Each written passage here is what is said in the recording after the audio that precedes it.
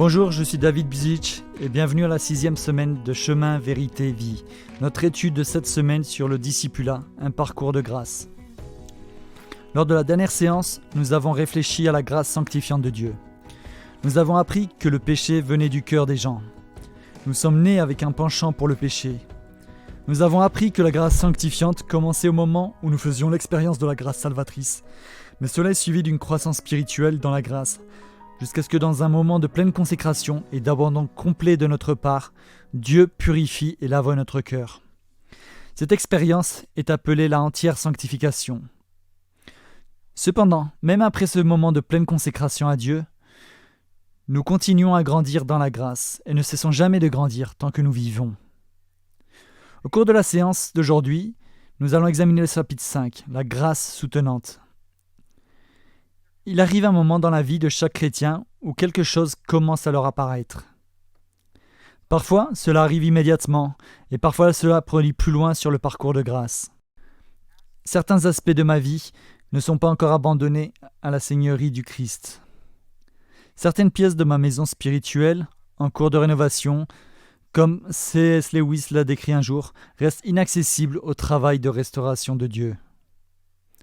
Étant donné que Dieu est engagé implacablement à réaliser notre sainteté, à nous rendre de plus en plus comme Jésus, le Saint-Esprit de Jésus commence à demander : est-ce que tout est à moi ? Est-ce que chaque partie de toi m'appartient ? Retiens-tu quelque chose ? Notre première réponse peut être : tout est à toi, sauf ça. Ici, remplissez votre vide. Je t'ai donné 99% de moi. Ne puis-je rien garder pour moi-même ? T'attends-tu à tout obtenir de moi ? Avec un amour patient et un dévouement inébranlable à l'accomplissement du but ultime de notre discipulat, l'Esprit de Jésus murmure : oui, tout de toi, 100%. Tu ne dois rien retenir. Être entièrement à Dieu, c'est prendre part toute la vie promise par Dieu. Plus nous abandonnons notre moi intérieur à Dieu, plus nous ressentons de paix et de joie. Oswald Chambers croit que la vie éternelle n'est pas un don provenant de Dieu, mais un don de Dieu. De plus, la puissance spirituelle que Jésus a promise à ses disciples après sa résurrection, et en prévision de la Pentecôte, n'est pas un don provenant du Saint-Esprit. La puissance est le Saint-Esprit. Cela produit une réserve infinie de vie abondante, augmentant à chaque abandon à Dieu. Nous découvrons ainsi que le cœur humain est le centre du péché et de la désobéissance, mais également le centre de la grâce et de la sainteté. Par la grâce chercheuse, Dieu courtise notre cœur. Par la grâce salvatrice, Dieu capture notre cœur. Par la grâce sanctifiante, Dieu purifie notre cœur. Notre prédisposition passe du cœur d'un serviteur au cœur d'un fils. Nous découvrons que nous ne servons plus Dieu par peur de ce qui pourrait se passer si nous n'obéissons pas, mais avec un cœur d'amour nous donnant le désir d'obéir. Cependant, ne vous méprenez pas. Tout au long du parcours de grâce, le Christ ne demande rien de moins que tout de nous, en totalité, complet, entièrement. La sainteté doit être mise à part dans un but sacré et être si remplie de l'Esprit de Jésus que notre état d'esprit, nos motivations et nos attitudes soient semblables à ceux du Christ. Nous ne régnons, ce qui signifie que nous renonçons à nos droits sur notre moi. Nous portons notre croix, ce qui signifie que nous transférons nos droits à Jésus. Mais voici le paradoxe surprenant. En abandonnant nos droits sur notre moi et en les transférant à Jésus, nous trouvons notre vie. Lorsque nous perdons notre vie dans le Christ, nous la trouvons. Ce qui est refusé à Dieu est finalement perdu. Ce qui est remis à Dieu ne peut pas être pris. C'est peut-être ce que l'apôtre Paul voulait dire par les mots « Car vous êtes morts et votre vie est cachée avec le Christ en Dieu ». La consécration est totale. Le parcours de grâce est la transformation de toute la personne. La justesse est transmise, la sainteté est donnée. Il ne s'agit pas d'essayer plus fort ni de se ressaisir. Il s'agit d'un véritable changement aboutissant à une vie habilitée. En d'autres termes, nous avons besoin de la grâce de Dieu pour obtenir le pardon et la puissance. Nos péchés doivent être pardonnés et nous avons besoin de puissance pour mener une vie honorant Dieu. L'un sans l'autre conduit à des extrêmes dangereux.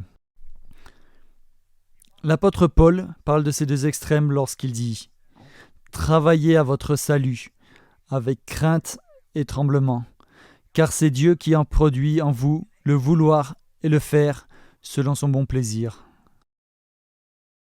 Qui est responsable de notre croissance spirituelle ? Est-ce notre travail ou celui de Dieu ? La réponse de Paul est oui, aux deux, et ce n'est pas une contradiction. Pensez à l'extrême du légalisme. Le légalisme, dans sa définition la plus stricte au niveau théologique, est selon laquelle il est nécessaire d'obéir aux règles et aux règlements appropriés et à certains codes de conduite pour obtenir le salut.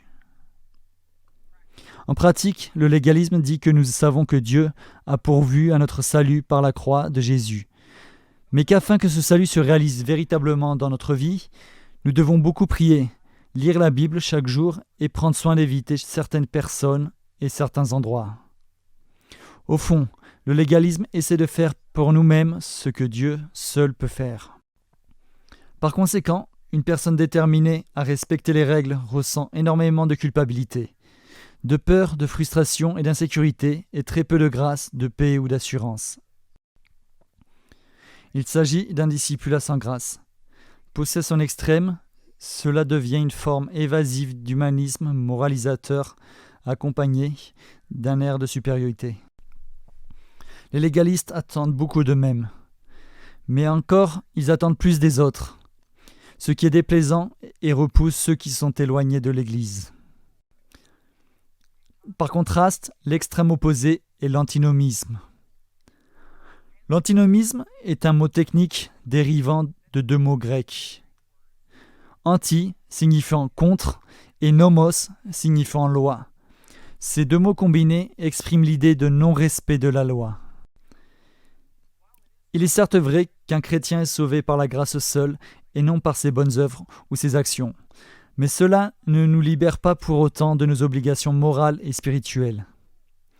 En pratique, les antinomistes disent « Puisque la grâce abonde, pourquoi ne pas pécher encore plus, afin de recevoir plus de grâce ? Puisque je suis couvert par la grâce, je ne suis pas obligé d'obéir aux normes éthiques ou morales. J'ai été libéré du fardeau de la responsabilité. L'amour couvre tout. » Aussi logique et peu pratique que cela puisse paraître, cela représente l'état d'esprit de certains chrétiens. Ne me demandez pas de m'engager sérieusement ni de renoncer. J'en ai assez du lourd fardeau spirituel pesant sur mes épaules des gens, car cela ne conduit qu'à la culpabilité et au légalisme des temps anciens. Je suis vivement intéressé par la grâce. Il est à noter que John Wesley n'était certes pas légaliste, mais qu'il croyait que cette façon de penser était encore plus dangereuse que le légalisme et qu'il considérait que l'antinomisme était la pire de toutes les hérésies, car il dévalorisait l'amour parfait. Il voyait dans l'amour sans sainteté que cela était permissif. Cependant, la sainteté sans amour est dure. Alors lequel est-ce ?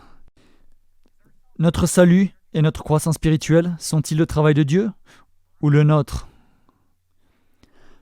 Paul le dit clairement, ce n'est pas l'un ou l'autre, mais les deux. Le salut complet est l'œuvre de Dieu du début à la fin.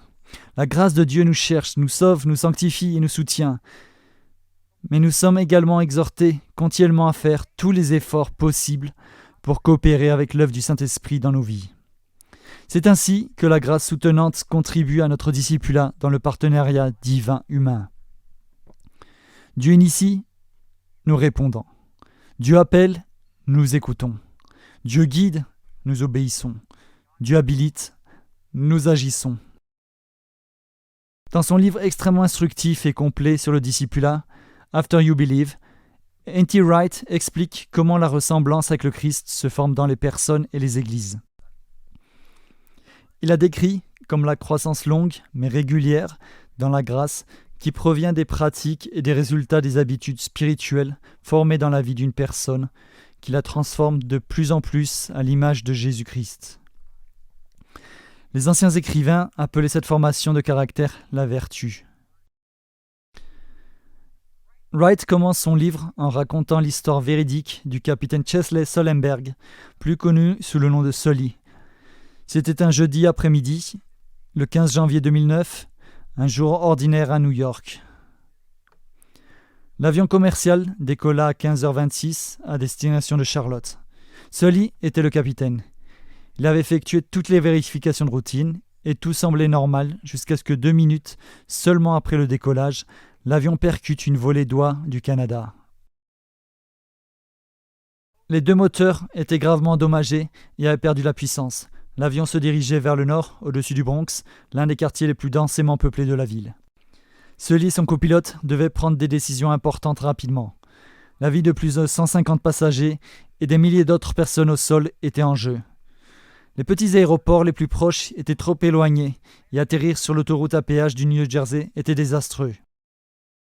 Il ne leur restait donc qu'une seule possibilité, amérir sur la rivière Hudson.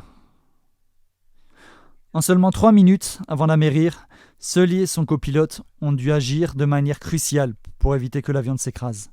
De façon remarquable, ils ont réussi. Ils ont fait amérir l'avion sur la rivière Hudson. Tout le monde est sorti de l'avion sain et sauf avant que le capitaine Sully ait parcouru plusieurs fois l'allée afin de s'assurer que tout le monde était sorti avant de débarquer lui-même.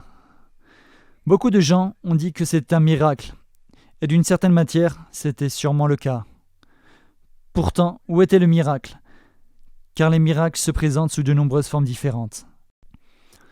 Le miracle était-il la main surnaturelle de Dieu, protectrice et directrice ? C'est bien possible. Cependant, nous pouvons voir les choses d'une autre façon. Le miracle, peut-être, était la vertu de Sully, qui lui a permis de répondre avec une telle rapidité technique dans de telles circonstances aussi extrêmes.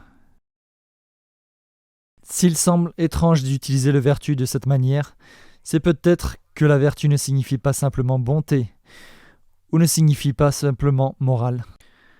Wright soutient que la vertu, au sens le plus strict du terme, est ce qui se passe lorsqu'une personne a fait 1000 petits choix, nécessitant des efforts et de la concentration, pour faire quelque chose qui est bon et juste, mais qui ne vient pas naturellement. Puis, la 1001e fois, lorsque cela est vraiment important, elle réalise qu'elle fait ce qui est nécessaire, automatiquement, comme on dit. En d'autres termes, lorsque quelque chose semble se produire tout simplement, nous commençons à nous rendre compte que cela ne s'est pas produit tout simplement. Comme le souligne Wright, si l'un de nous avait piloté l'avion ce jour-là et n'avait fait que ce qui vient naturellement, nous nous serions écrasés sur le flanc d'un gratte-ciel. La vertu, la formation du caractère, ou pour les besoins de notre étude, le discipulat grandissant dans la grâce pour devenir de plus en plus semblable à Jésus, n'est pas seulement ce qui se produit naturellement. C'est ce qui se produit lorsque les choix sages et judicieux deviennent une seconde nature. Le capitaine Sully n'est pas né capable de piloter un avion commercial, sans parler de ses traits de caractère qui se sont révélés en quelques instants tels que le courage, la main ferme, le jugement rapide et la volonté de protéger les autres au risque de mettre sa vie en danger. Ce sont des compétences acquises nécessitant une pratique et une répétition particulière au fil du temps, jusqu'à ce qui semble très gênant au début, puis ce qui semble normal devient encore plus normal et être tellement ancré dans notre esprit et notre mémoire musculaire que nous réagissons sans avoir à réfléchir. C'est ce qu'on appelle une seconde nature. Sans vouloir enfoncer les pilotes qui lisent ce livre, si j'avais été à bord de cet avion, descendant rapidement, je n'aurais pas voulu qu'un pilote débutant fasse simplement ce qui lui vient naturellement. Si le pilote avait dû prendre le manuel du moteur, consulter Internet ou accéder à son disque dur mental afin de récupérer ce qu'il a appris à l'école de pilotage pour un tel cas d'urgence, avant de pouvoir répondre à une situation critique à laquelle il n'avait jamais été confronté auparavant, le résultat aurait pu être très différent. La connaissance ne suffit pas, ni le courage et la détermination. Non, ce qu'il fallait dans cette situation critique, c'était la vertu pratiquée de quelque chose qui est devenu une seconde nature. Une transformation de caractère formée par les forces particulières, c'est-à-dire les vertus permettant de savoir exactement comment piloter un avion. L'idée de seconde nature attire mon attention, particulièrement en ce qui concerne le discipulat, la sainteté et le parcours de grâce. Peu de gens disent qu'on viendrait du fait que de qualités telles que le courage, l'endurance, la retenue, la sagesse, le bon jugement et la patience ne nous viennent pas naturellement. Ce sont des traits appris et ancrés dans notre caractère, parfois à travers de circonstances douloureuses et difficiles, mais toujours à travers le filtre de comportements appris. Les 9 variétés du fruit de l'esprit contenues dans le Nouveau Testament, l'amour, la joie, la paix, la patience, la bonté, la bienveillance, la foi, la douceur, la maîtrise de soi, en sont des exemples. Tout d'abord, notez que fruit est au singulier et non au pluriel. Le fruit représentant un tout unifié est la preuve que l'Esprit de Dieu est à l'œuvre. Ce ne sont pas des caractéristiques indépendantes. Ensuite, au fur et à mesure que nous grandissons, les 9 variétés de fruits agissent ensemble pour peindre une image convaincante de ce à quoi ressemble le contrôle du Saint-Esprit consacrant une vie sainte. Tout comme quelqu'un reconnaît un manguier par le fruit qu'il produit, de même, un chrétien se reconnaît par le fruit de l'esprit. Mais le plus important à comprendre en ce qui concerne le parcours de grâce, c'est que ce fruit n'est pas ressenti instantanément. La vertu doit être nourrie pour augmenter. La grâce de Dieu nous sauve et nous sanctifie à un moment donné. Elle nous permet de commencer le parcours vers la ressemblance avec le Christ. Les graines de la justice sont plantées. Mais ensuite, dans une entreprise incroyable de grâce, nous avons la possibilité de quitter une vie de péché et d'intérêt personnel afin de pouvoir aimer Dieu de tout notre cœur, de toute notre âme, de notre force et de notre esprit. Mais les 3 vertus permanentes que sont la foi, l'espérance et l'amour, ainsi que les 9 variétés de fruits provenant de la vie remplie de l'esprit, sont à la fois données et développées. Le fruit de l'esprit n'apparaît pas soudainement. Ces aspects du caractère chrétien contiennent des graines de nouveau commencement. Cependant, le nouveau chrétien ne peut pas devenir passif. Ils doivent découvrir ce que Dieu a fait en eux. La même grâce qui a rendu ces changements possibles doit maintenant devenir un caractère saint, cultivé à travers de nouvelles habitudes et de pratiques acquises. Les fleurs sont certes le signe du Christ en nous, mais pour obtenir le véritable fruit d'un caractère chrétien mûr, nous devons devenir des jardiniers. Les graines doivent maintenant commencer à porter leurs fruits. Cela se produit en particulier par ce qu'on appelle les moyens de grâce ou les disciplines spirituelles. Apprendre à prier, jeûner, lire les Écritures, réfléchir, étudier, la simplicité, la solitude, la soumission, le service, la confession, l'adoration et la responsabilité relationnelle en sont tous des exemples. Ceux-ci et d'autres disciplines spirituelles similaires font partie intégrante de la grâce soutenante. Vous pouvez dire « Je ne possède pas l'aptitude nécessaire pour faire ces choses ». Vous n'êtes pas le seul. Le fait est que personne ne possède l'aptitude nécessaire pour cela au début. Elles ne sont pas attirantes et demandent un travail acharné et une pratique continue. N'oubliez pas qu'avec l'aide de l'esprit, notre ancienne nature est en train de se transformer en une nouvelle, jusqu'à ce que ce qui ne venait pas naturellement auparavant devienne une seconde nature et jusqu'à ce que le Christ soit transformé en nous. C'est peut-être pour cette raison que la maîtrise de soi est la dernière caractéristique de la liste de fruits de l'esprit. La maîtrise de soi est nécessaire, car le fruit n'est pas automatique. Toute discussion sur la grâce soutenante dans la vie du discipulat serait incomplète, en particulier pour les personnes appartenant à la tradition de la sainteté wesleyenne, sans mentionner l'importance des relations responsables au niveau spirituel. Souvenez-vous, le discipulat peut être personnel, mais il ne doit pas être privé. Les chrétiens isolés sont en danger, car la foi renfermée produit des disciples faibles et infructueux. L'adoration partagée et l'éducation chrétienne sont bénéfiques et elles sont nécessaires. Mais sans une vie partagée de relations aimantes et intimes, combinée à l'application des connaissances reçues, il est particulièrement difficile de parvenir à son propre salut.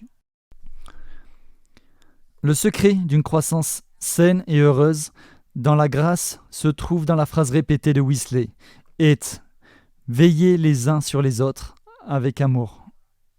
En résumé, la grâce soutenante est à la fois spirituelle et pratique. Elle est spirituelle car elle nécessite l'esprit. Tout comme le fruit physique est le produit naturel d'une chose vivante, le fruit spirituel est le produit du Saint-Esprit. Nous ne pouvons pas fabriquer l'œuvre profonde de Dieu en nous par la puissance du Saint-Esprit. Cela vient de l'extérieur et en tant que tel, c'est entièrement un don. C'est spirituel. Pourtant, il est pratique. Il nécessite tout simplement de la pratique. Cette pratique prend la forme du jardinage afin que ce qui a commencé en nous soit achevé et produise une moisson de justesse. Un agriculteur plantant du maïs lundi ne s'attend à manger du maïs en épi le dimanche suivant. Entre la semence et la récolte, la culture et le temps sont nécessaires. Cela nécessite de l'eau, de la lumière et du soleil. Il faut également utiliser des engrais et éliminer les mauvaises herbes pour profiter des avantages du fruit. La discipline est nécessaire pour une vie sanctifiée. Le processus de discipulat ne peut être court-circuité. Parfois les gens disent « Je veux être comme sœur un tel ». Elle semble si proche de Dieu. Je vois Jésus en elle. C'est une sainte.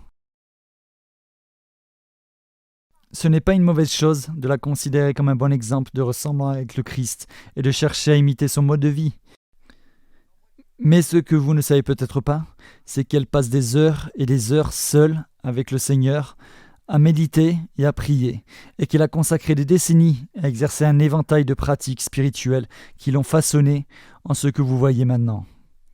Elle n'est pas arrivée là où elle est par satisfaction immédiate. Les pratiques spirituelles ont formé en elle des attitudes saintes ressemblant maintenant à la vertu. Elle a cultivé le fruit de l'esprit. C'est pourquoi l'amour, la joie, la paix, la patience, la gentillesse, la bonté et la maîtrise de soi semblent si manifestement présentes en elle. La sainteté n'est pas un moment de temps durant lequel la vertu est acquise instantanément. Non, c'est ce en quoi nous sommes formés. La patience pour la vision à long terme est nécessaire pour le parcours de grâce. Nous devons cultiver le fruit.